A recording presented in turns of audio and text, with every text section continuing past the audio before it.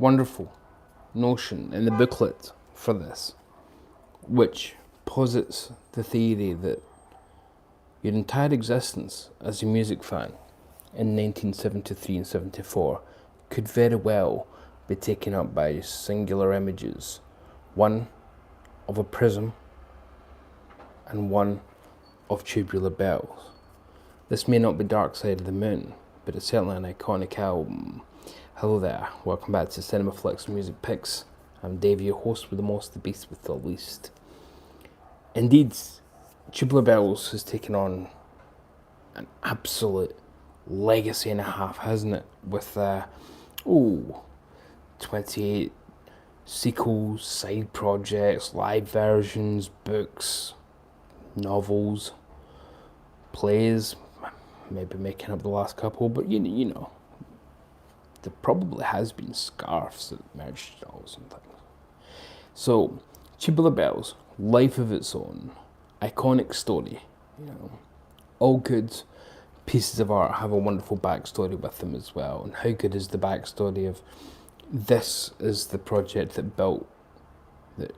built an empire and is now putting Richard Branson into space? How bizarre. And yet, at the centre of it is just this wonderful piece of music by a 20-year-old who was he in Kevin Ayers' band at the time, and his own music was getting rejection letter after rejection letter, and he just stuck with it, and he was kind of half tempted to go to the Soviet Union and become just a working musician, a session man, and he got the reply that he finally accepted, which was from a fledgling Virgin Records, at that time a mail order record store run by, and not poor Richard Branson, but certainly not a rich Richard Branson, and his partner at the time.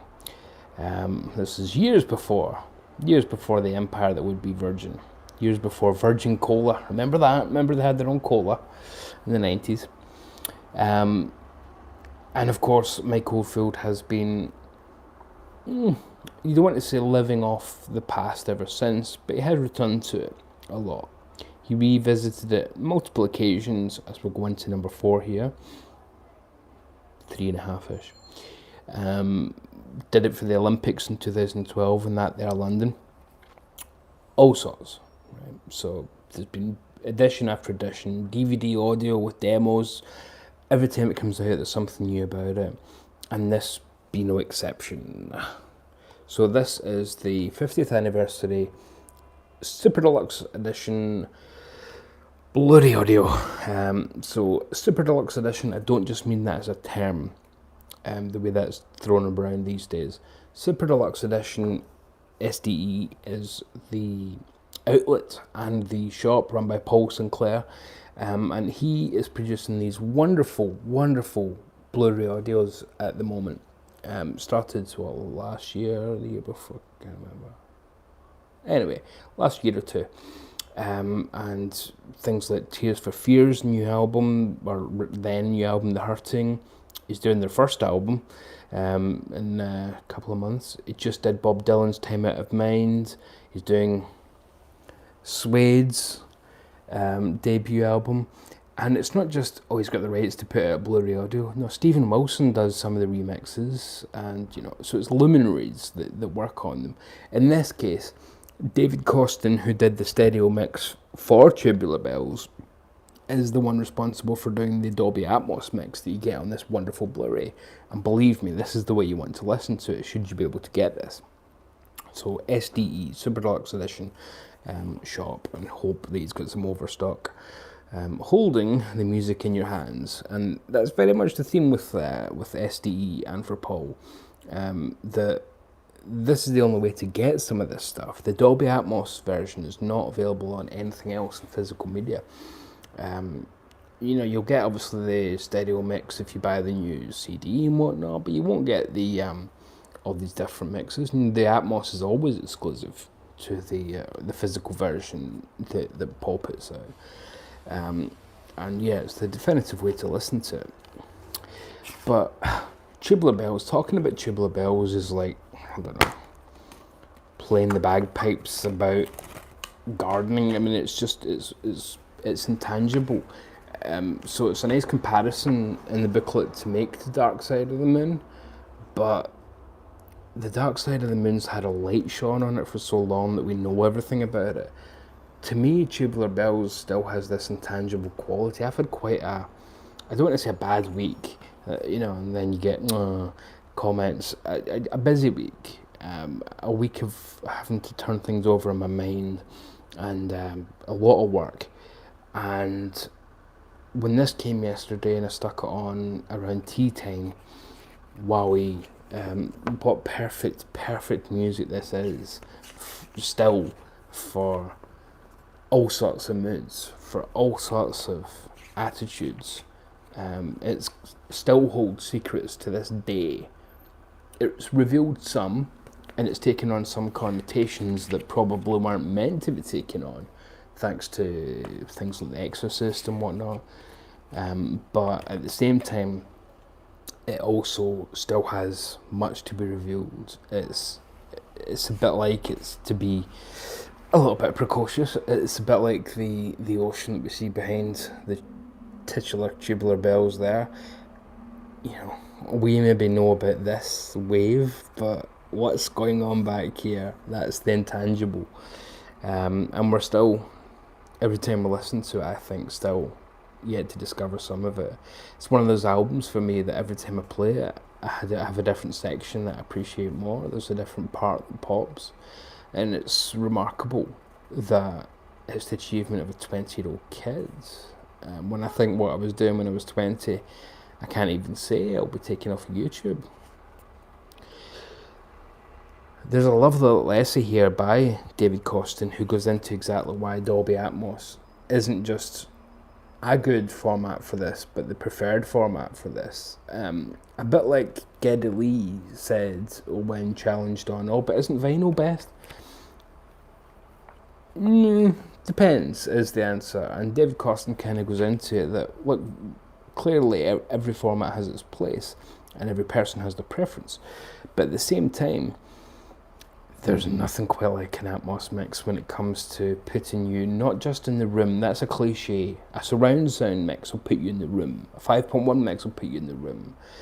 But what it won't do is completely immerse you as if everything is coming from a certain direction.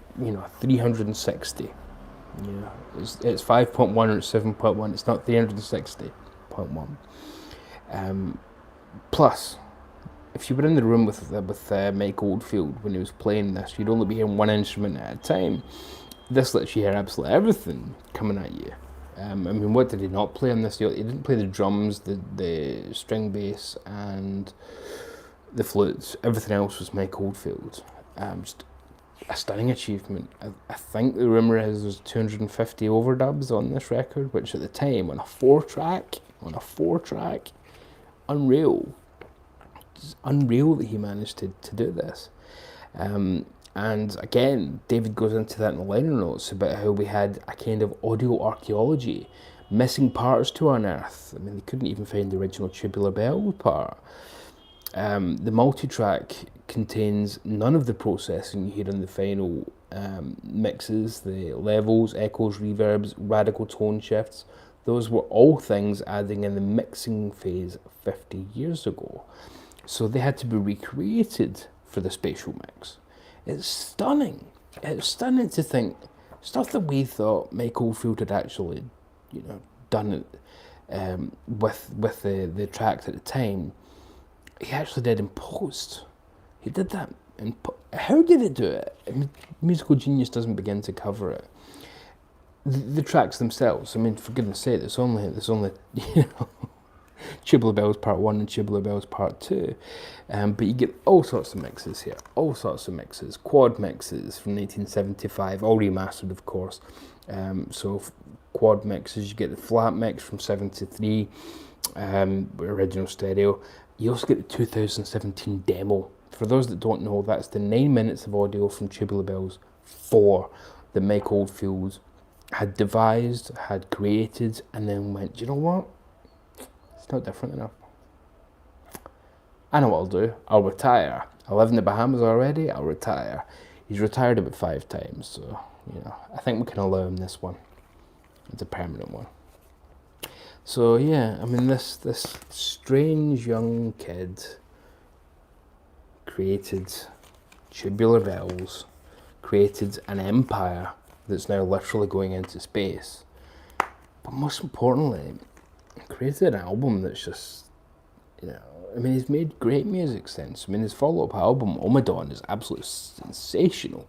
He's made follow-ups to that, even Return to Omadon. But this is immortality. This is your Mona Lisa. This is your sunflowers, you know? Anyway, you don't want to hear me heaver too much. Thanks very much for your attention. Highest recommend for the new remaster. I know you're going to be saying again, do we need a reissue? Do we need another reissue? This is the last word on just the album itself. Purely for audio quality, this is the last word. Trust me, nothing will beat this. Until the 75th anniversary.